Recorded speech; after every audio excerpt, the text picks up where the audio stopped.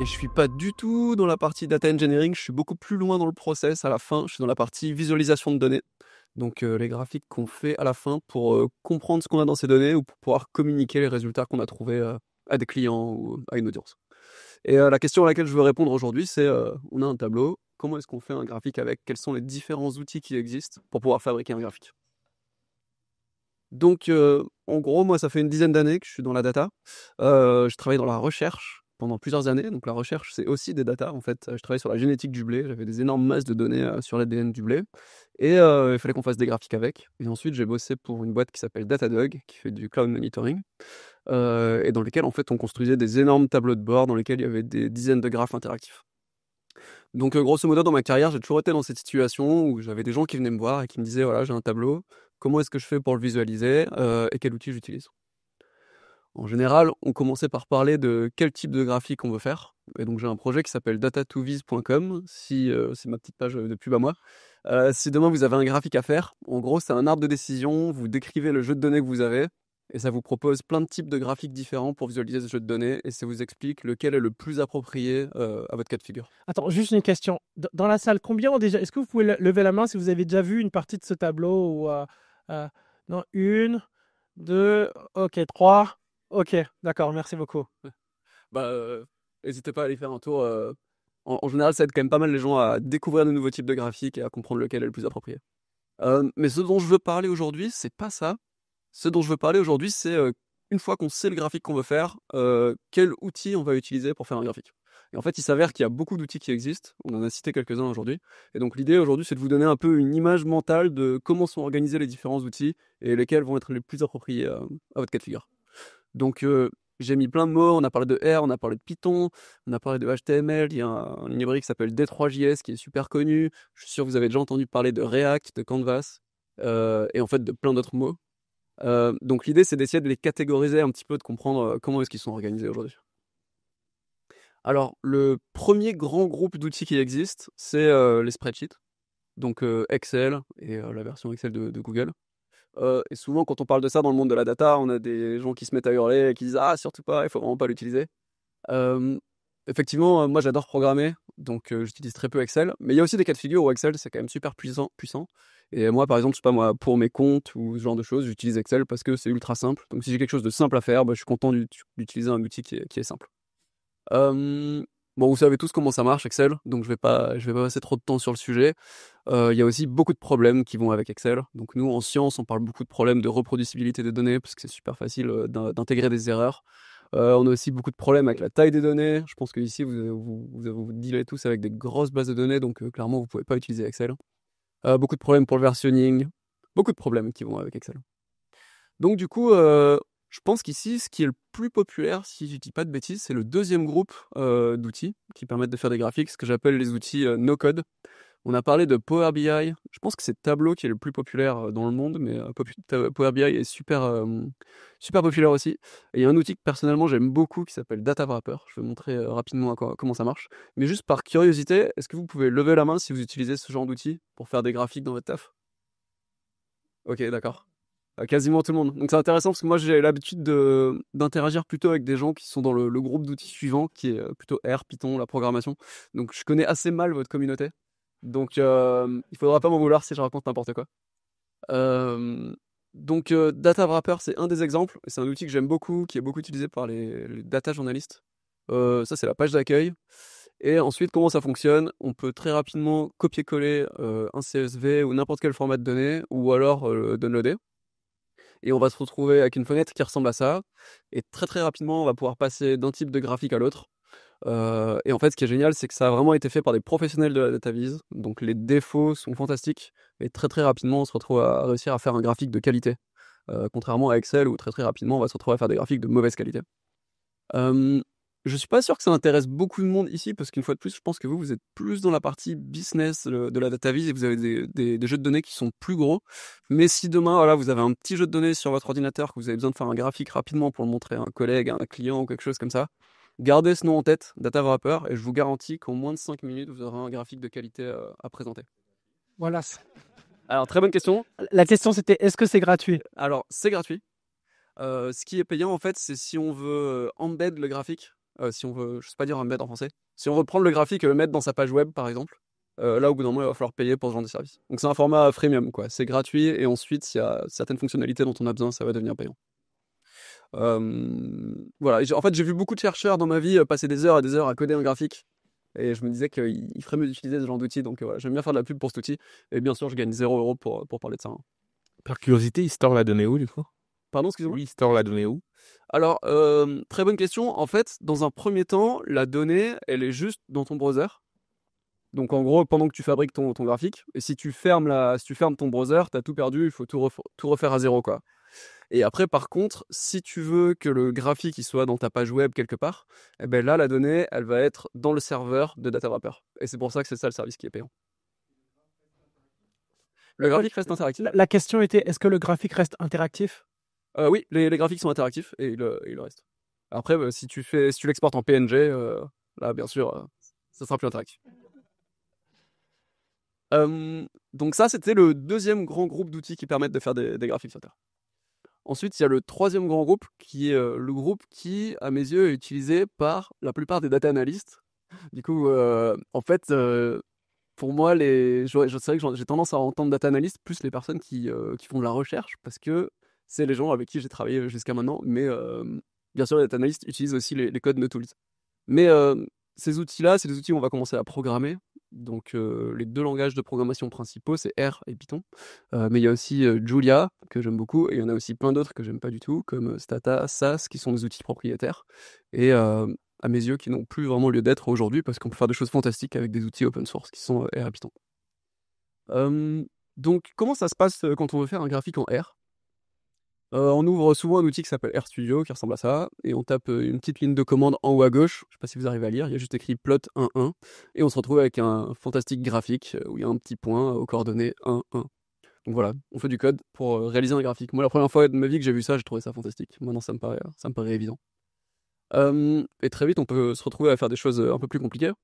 Donc, je vous demande pas du tout d'essayer de comprendre le code qui est à gauche, mais c'est juste pour vous montrer qu'en une quinzaine de lignes de code, on va pouvoir faire une régression assez compliquée, l'afficher sur un écran, ajouter la courbe de régression, etc.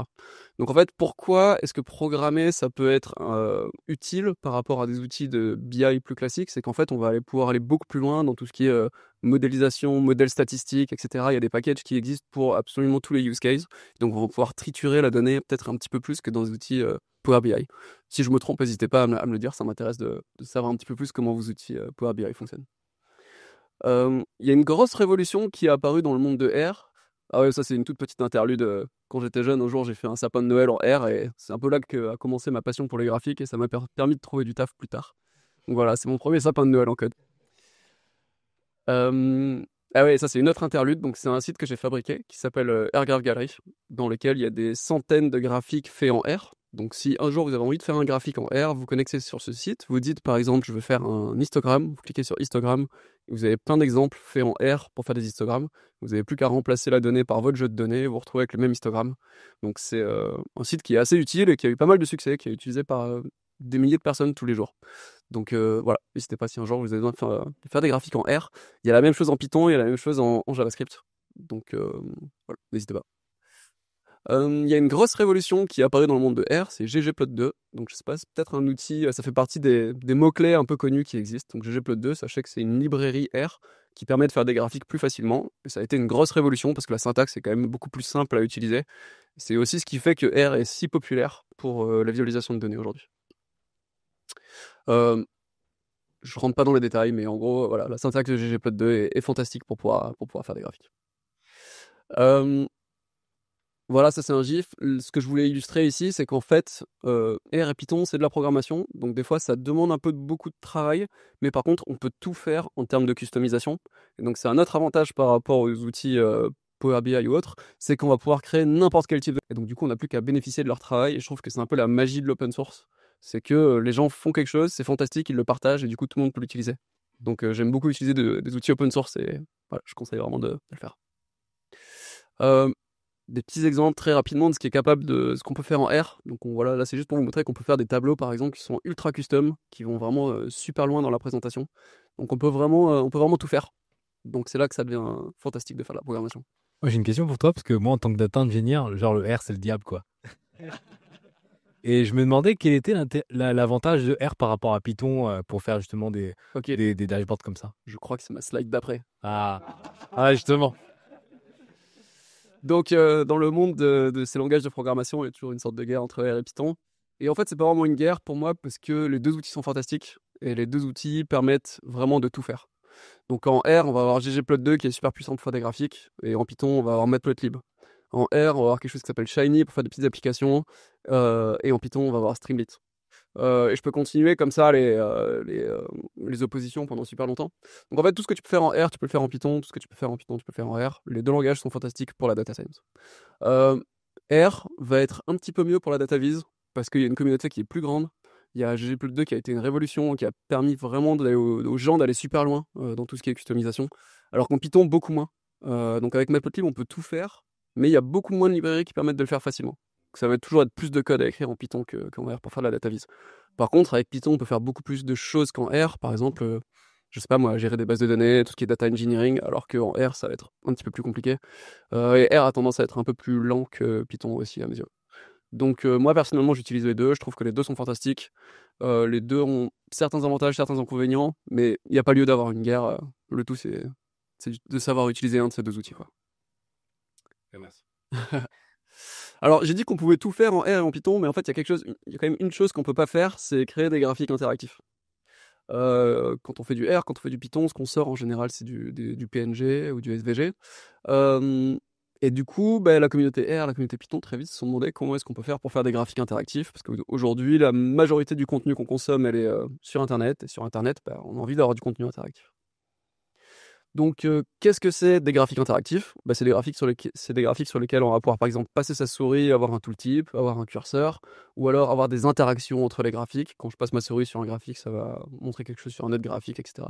Donc là, c'est un tout petit morceau de ce qu'on fabriquait à Datadog. Et donc, vous voyez qu'il y a beaucoup de customisation et beaucoup d'interactivité. Donc ça, on ne peut pas le faire en R, en Python. On est obligé de le faire avec un nouveau groupe d'outils qui sont les outils du web. Donc, ce que je vous propose, c'est de vous expliquer ultra rapidement qu'est-ce que c'est une page web. Je suis sûr que vous savez plus ou moins ce que c'est déjà. Donc, pour faire une page web, il faut un browser et il faut du JavaScript. Donc, en gros, ce qu'on fait, c'est qu'on commence par créer un fichier HTML. Donc, un fichier HTML, ça peut être très très simple. Vous pouvez vous contenter d'écrire body, div et hello, et vous avez une page web, vous avez un site web ultra simple dans lequel il y a écrit hello. Donc, en fait, c'est juste une syntaxe, c'est juste des petites balises comme ça, dans lesquelles on va pouvoir mettre du contenu.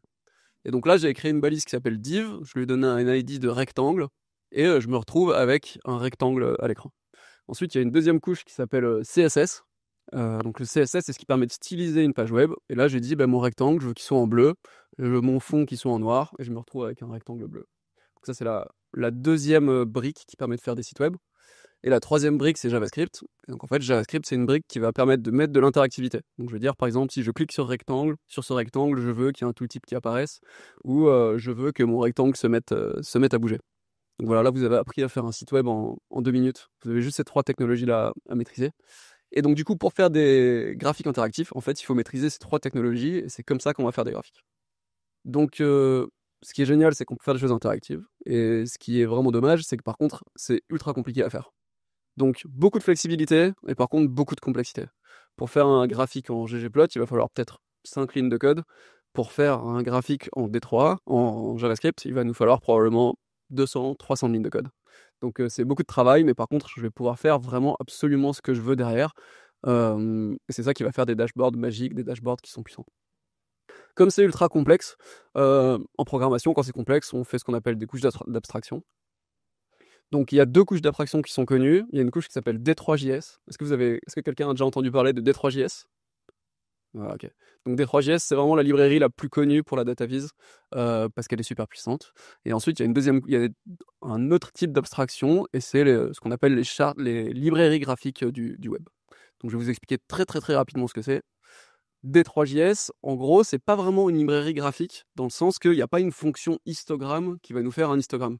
D3JS, c'est un ensemble de plein de toutes petites fonctions qui aident les développeurs à fabriquer leur graphique. Donc, par exemple, je vais avoir des fonctions qui permettent de changer les couleurs, je vais avoir des fonctions qui permettent de faire ce qu'on appelle des échelles, transformer ma valeur en une position en pixels.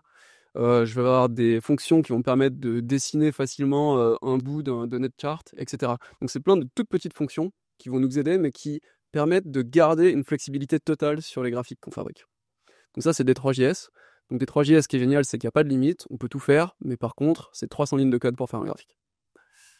Et ensuite, il y a d'autres librairies qui correspondent plutôt à des librairies comme ggplot ou comme matplotlib, où en gros, je vais avoir vraiment une fonction qui va s'appeler newplot, dans lesquelles je vais dire qu'est-ce que je veux comme plot, et qui va me faire un graphique instantanément. Et donc là, je vais de nouveau me retrouver avec seulement peut-être 10 lignes de code pour faire un graphique. Mais par contre, l'inconvénient, c'est que je me retrouve de nouveau avec peu de flexibilité. En gros, je ne peux pas sortir de ce que propose la librairie.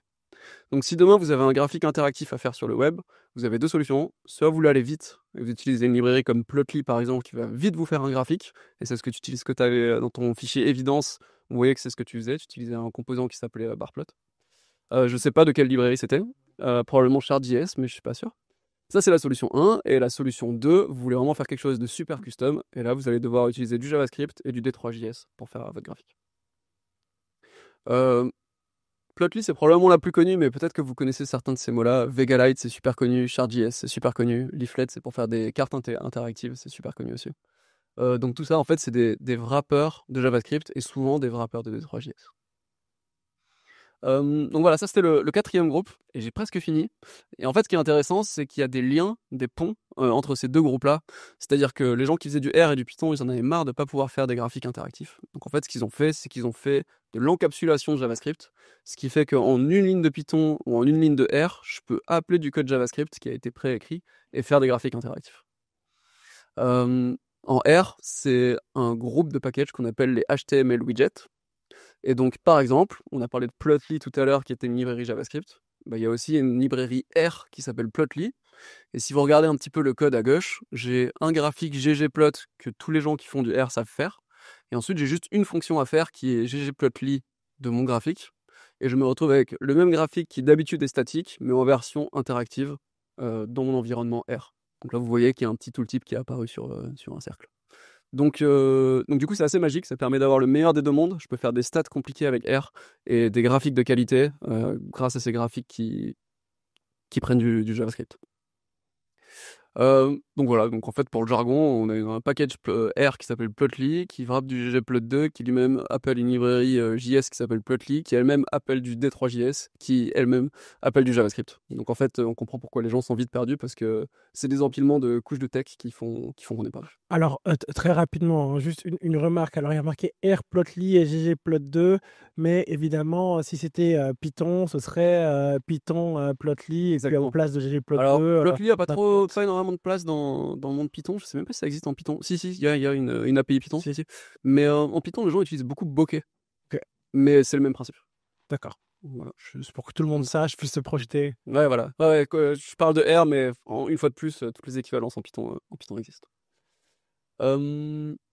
Voilà, j'ai pas le temps de parler de Shiny et R Markdown, mais c'est des outils fantastiques qui permettent de fabriquer des petites apps en R, qui sont géniales pour faire du prototypage, mais qui, à mes yeux, n'ont pas lieu d'être pour faire des choses vraiment compliquées et custom en production, mais c'est encore un autre sujet dont on pourrait débattre.